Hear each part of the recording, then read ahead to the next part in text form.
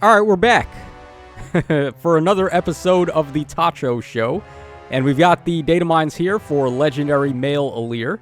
Now, the weirdest thing is going on right now. Mr. Gengar and Tsukasa, of course, as always, have held it down with the Datamines, but they didn't post his stats yet, so I don't know what's going on with that. We have the inheritance restrictions for Dragon's Roar, which is the new special, and it does appear to be inheritable, which is very good. But I cannot find this boy's stats anywhere. And I was very much looking forward to it, because that's going to determine how good he is. I mean, he's trying to win speed checks, he's trying to win res checks, like, his stat line is going to be all over the place, so it's very important to know what his stats are. Alright, I guess in the meantime, if we're waiting for stats, let's just go ahead and take a look at this right here. So this is Dragon's Roar, this is going to be the inheritance restrictions for this.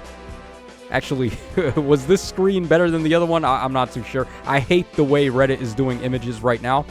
So, Dragon's Roar, 500 SP, 3-hit special.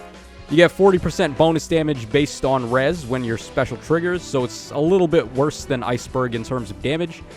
But if unit or foe special is ready, or if unit or foe special triggered before or during this combat, and also if your res is better than the foe's res -4 during combat, then you get 40% non-pierceable DR. So obviously that's very good. Prerequisite is going to be Iceberg, and it looks like this is Dragon Locked, as we all thought.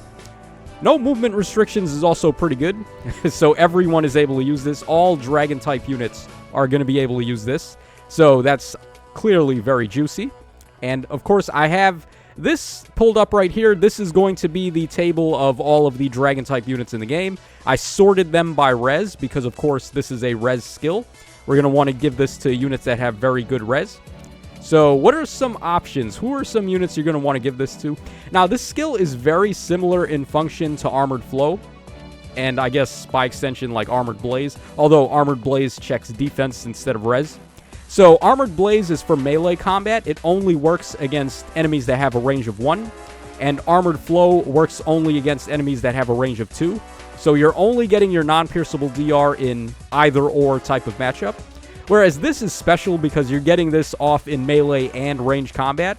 So, this could be interesting for your armored types if they don't want to mix it up between, like, having to run near save or far save. If you just want to be like, okay, I want to be able to fight melee and ranged opponents at the same time, then you would probably want to go for this. Although, if you've got a dedicated far saver, like, let's bring up an example.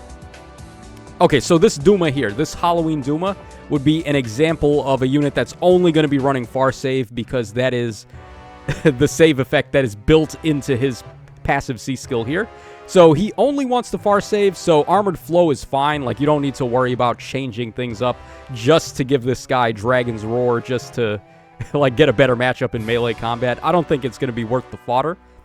But if you wanted to, I mean, knock yourself out, right? Like, just, it is slightly better, if only by a little bit.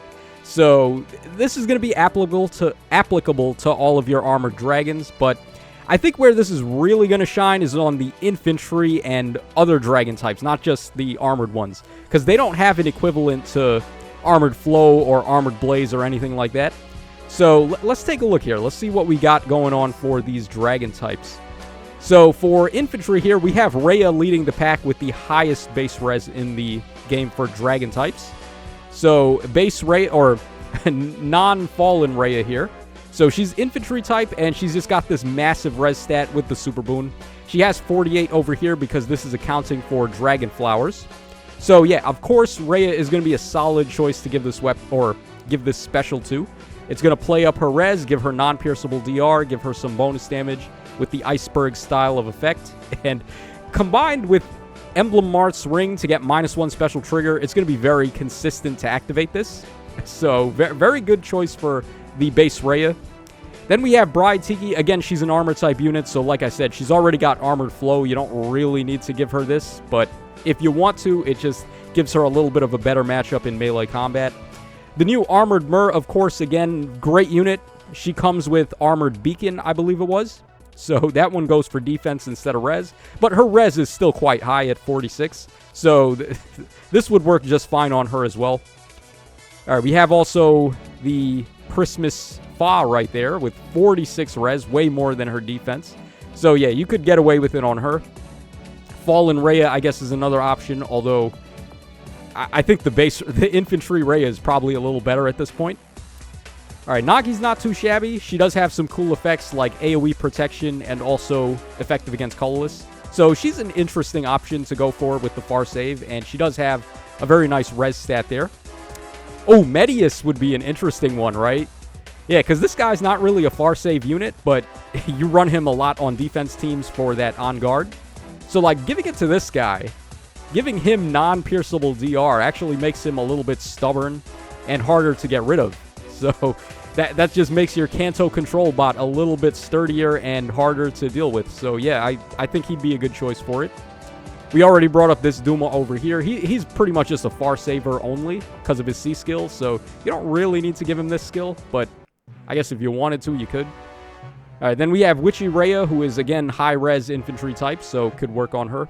She may be getting a refine eventually, too, so that would make her a little better. How much farther down do we want to go here? Like, maybe we should just stick to the infantry ones, right? Let's just take a look at these infantry dragons. Legendary Fa, not really, because she has life unending. You don't really want to get rid of that. That's the only good thing about her. All right, Mythic Seiros could be interesting with a remix. I mean, dude, look at her C skill. It's so bad. What does her C skill do again? I can't even remember. It grants all stats +2/+X to ally mythic heroes in combat in turns 1 through 5, where X is the turn number. Yeah. Nah, bro. This is going to need so much affirmative action when we get Wings of Light 2. Like, her remix is going to have to be so bananas for her to, like, really be able to compete. But we'll see what they do for her.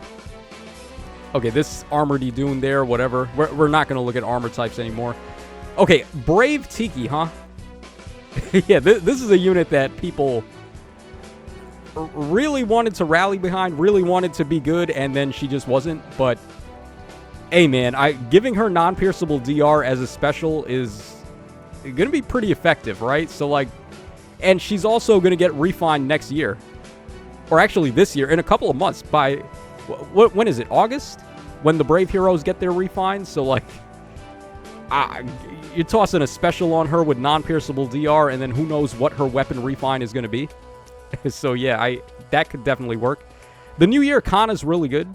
I actually really like this unit as a Tempest Trial prize, so nice merge option to give it to. Milla, not so much. She's just a supporter. You don't really need her to fight. Flying Dragons. So, here's the first one. We've got the Halloween Grima here. She could be okay, I guess. Brave Corrin, does it really matter? She has Armored Flow already, doesn't she? Like, again, she's a far saver. It doesn't really matter too much. Oh, and then we have these Halloween Corrins too. We have the male Halloween Corrin and the female one that are both running currently in the Tempest Trial right now. Or not Tempest Trial, the Hall of Forms right now. That's where they're running right now. So, would you want to give this to them? Probably not. I mean, only on account of they're already available as Formas. So this skill is clearly not going to be in there yet. Maybe wait for them to rerun. They'll probably get a rerun on one of the, like, Tempest Trial, or I keep calling it that. The Hall of Forms reruns, you'll probably be able to give them that skill then. So maybe wait a little bit on that. Mythic Lumera would be an interesting choice for it, because she, of course, has the Dragonstone support, or the Stone Tile support. I guess similar to this Corrin too, but she's a far saver. This Lumera is not even a save unit. She's an infantry type.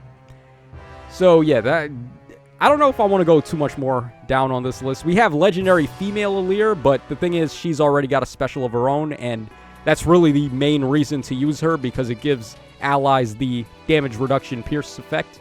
So you wouldn't want to get rid of that on her. There's like Ascended Tiki. There's a couple of interesting ones. Na is a nice support unit, but I don't really know if I want to go too much further down here. Ymir could be interesting too, this Cavalry Ymir. So there are some interesting choices. Let's see if the stats are posted yet. That's really what I want to see. Okay, here we go. So I've been blabbering away talking about all that Dragon's Roar stuff, and here we go with the stats. So let's take a look here.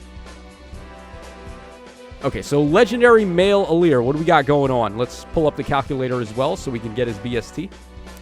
All right, we got 40 on HP. We got 41 for attack. Got 46. Actually, that's pretty low, considering he's a Brave unit. All right, whatever. So 30 on defense, and then 41 res is pretty good.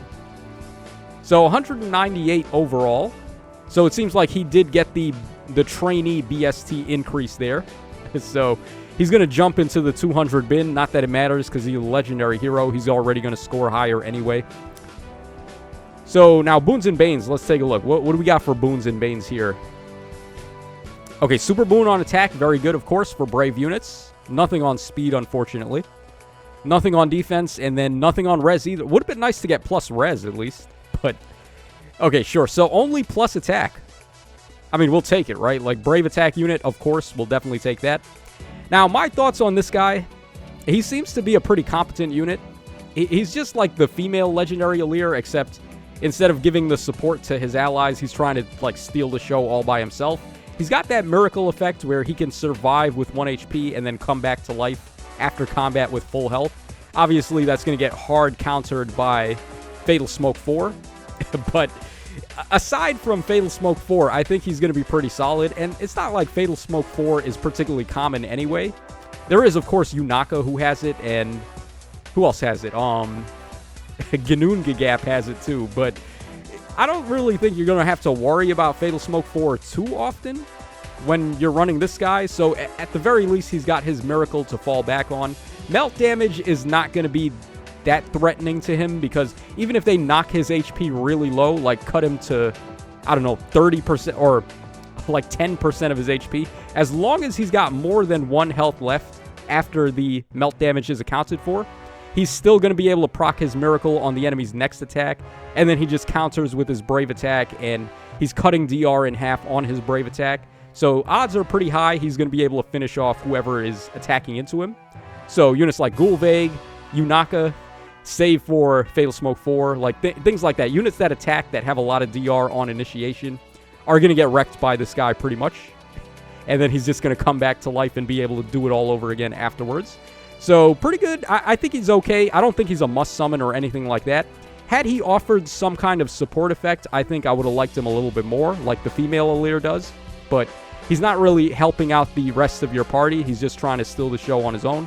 So, that is my thoughts on the Legendary Male Alear. Let me know your thoughts in the comment section down below. And what do you guys think also about Dragon's Roar, our first exclusive Dragon special, which has been very long awaited. So this is your boy Tacho signing out. Take care, fellas, and I'll catch y'all again on the flip side.